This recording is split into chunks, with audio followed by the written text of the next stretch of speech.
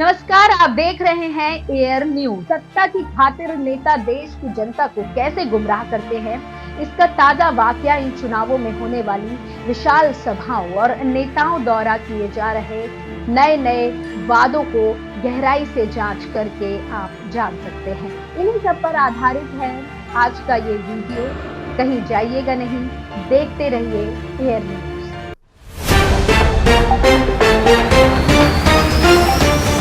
राजस्थान की सत्ता पाने के लिए भाजपा और कांग्रेस दोनों ही व्याकुल दिखाई दे रही है। दोनों ही पार्टियों को इस बात का भय सता रहा है कि कहीं राजस्थान के बारे में जो किंवदंतियां हैं वो बदल ना जाए। आपको पता ही है कि राजस्थान में दशकों से एक प्रथा चलती आ रही है और वो है कि हर 5 साल में जनता दूसरी पार्टी को मौका देती है और ये मौके सिर्फ भाजपा और कांग्रेस के हिस्से में ही आते हैं। अभी तक किसी भी छोटे क्षेत्रीय या राष्ट्रीय पार्टी ने यहाँ पर अपनी सरकार नहीं बनाई है। 2018 के बाद 2023 में ये विधानसभा चुनाव दोनों ही राष्ट्रीय पार्टियों के लिए सरदर्द बन गया है। इसी वजह से तमाम बड़े लोकप्रिय चेहरे राजस्थान की धूल की खाक छानते फिर रहे हैं। कांग्रेस की समझे तो उसके लिए ये गहरी चिंता और चिंतन का समय है, क्योंकि अब जैसे कि राजस्थान की रिवाज है तो सत्ता परिवर्तन होना मुमकिन है। ऐसे में भाजपा के लिए ये खुशी की खबर है, लेकिन यहाँ पर अब भाजपा की ही नींद टूटी हुई है। पार्टी आला कमान को खतरा है कि कहीं इस बार राजस्थान की जनता अपना बरसों पुराना रिवाज न तोड़ दे और वापस सत्ता कांग्रेस के हाथ में न दे दे। वैसे अगर राजस्थान की जनता के दिल की सुने तो यहाँ पर वोटर कांग्रेस और भाजपा को इस बार सबक सिखाना चाहती है। एक तरफ बेंगू विधानसभा का पगड़ी पर लात मारने वाले पूर्व कांग्रेस विधायक राजेंद्र सिंह विधूरी की वजह से कांग्रेस भयभीत है और भाजपा इस मुद्दे को भुनाने का मौका छोड़ना नहीं चाहती है। लेकिन जनता का मूड अब कुछ और ही बयां कर रहा है। इस बार वोटर कांग्रेस को वापस सत्ता पे लाना चाहते हैं और इसकी सबसे बड़ी वजह है भाजपा द्वारा उन पर जबरदस्ती थोपा गया महंगाई, बेरोजगारी और भुखमरी का बोझ। महंगे पेट्रोल के दाम, ऊपर से वस्तुओं पर बढ़ा हुआ टैक्स जनता के जहन में खटक रहा है। यही वजह है कि भाजपा इस बार 5 साल में सत्ता परिवर्तन वाले संयोग या कहीं रिवाज पर भरोसा करने के विचार से ही सहम रही है।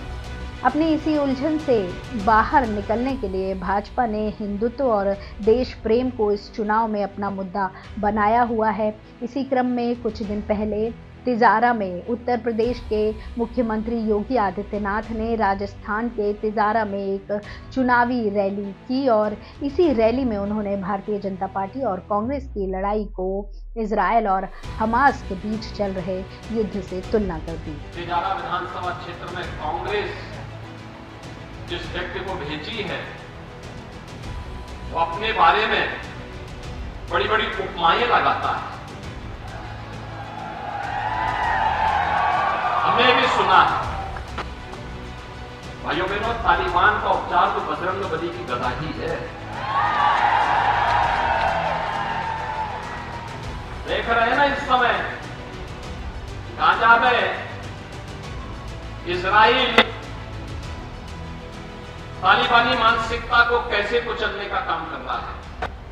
सटीक एकदम निशाना मार मार करके। योगी आदित्यनाथ ने जो कहा उसका एक मतलब सुदर्शन न्यूज के 22 अक्टूबर को चलाए गए सुरेश चौहान के द्वारा बताए गए यहूदियों और यादवों के बीच के संबंध की। यहूदी ही पहले के यादव थे जो भगवान श्री कृष्ण के वंशज हैं और उनकी और भारत के यादवों के बीच समानता है।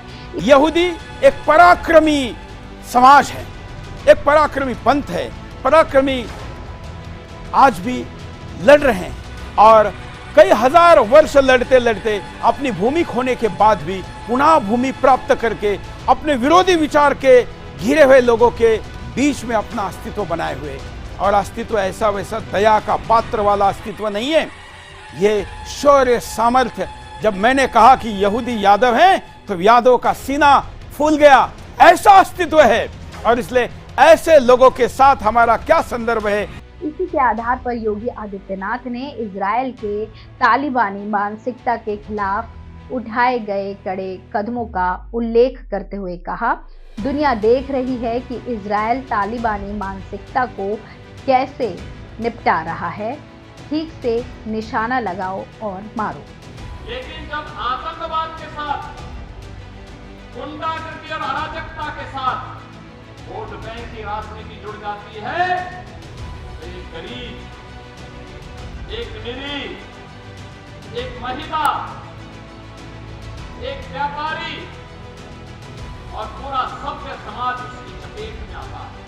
आपको बता दें कि इजराइल और हमास के बीच युद्ध 7 अक्टूबर 2023 को शुरू हुआ था, जब हमास ने इजराइल पर अचानक हमला किया, जिसके एवज में इजरायली सेना ने हमास के सैनिकों को साफ करने के बाद गाजा पर व्यापक स्तर पर हवाई बमबारी का अभियान चलाया, जिसके बाद गाजा के बड़े भूभाग पर आक्रमण किया। आगे योगी आदित्यनाथ ने इस घटना का उल्लेख करते हुए कहा कि भाजपा और कांग्रेस के बीच चुनावी लड़ाई में भी कुछ ऐसा ही हो रहा है। उन्होंने इसे एक युद्ध बताया जिसमें भाजपा ने अपने विरोधियों को निपटाने के लिए ठोस कदम उठाने चाहिए। महिला सुरक्षा को बड़ा मुद्दा बताते हुए आगे योगी आदित्यनाथ ने इस बात का भी उल्लेख किया कि भाजपा की सरकार के आने पर हमारी बहनों और बेटियां खुद को सुरक्षित महसूस करेंगी, लेकिन अगर कांग्रेस की जीत हुई तो तालिबानी मानसिकता वाली कांग्रेस और उसके नेता महिलाओं, व्यापारियों और उनकी संपत्ति को छीनने का काम शुरू कर देंगे। आज वहां बहन बेटियों की सुरक्षा में कोई सेंध नहीं लगा सकता, किसी गरीब की संपत्ति को कोई हड़प नहीं सकता, किसी व्यापारी को कोई उनसे विरोधी नहीं मान सकता। और भाइयों बहनों, राह चलते हुए किसी राहगीर पर किसी भी प्रकार का कोई संकट नहीं आ सकता। उत्तर प्रदेश में तो डबल इंजन की भाजपा की सरकार है, तो राम राज्य आ गया। इस तरह योगी आदित्यनाथ ने अपने भाषण में इजराइल और हमास के बीच युद्ध का उल्लेख करके इशारों में भाजपा और कांग्रेस के बीच चुनावी लड़ाई को एक नई पहचान प्रदान। बाकी आगे देखना ये बाकी है कि क्या कांग्रेस द्वारा तिजारा में मुस्लिम उम्मीदवार खड़ा करके गलती तो नहीं कर दी है। महंत बालक नाथ एक हिंदुत्ववादी छवि के व्यक्ति हैं। वैसे इस वीडियो को खत्म करने से पहले आपको बताते चले कि भाजपा ने राजस्थान के इन चुनावों में एक भी मुस्लिम उम्मीदवार को टिकट नहीं दी है। राजनीतिक उथल पुथल के ऐसे ही घटनाक्रम को सिलसिलेवार से समझने के लिए आप एयर न्यूज़ को सब्सक्राइब और वीडियो को लाइक एंड शेयर करना ना भूलें। जल्द ही मिलते हैं किसी नई ताज़ा खबरों और उनसे जुड़ी महत्वपूर्ण घड़ियों के साथ। तब तक बने रहिए एयर न्यूज़ के साथ। धन्यवाद। जय हिंद, जय भारत।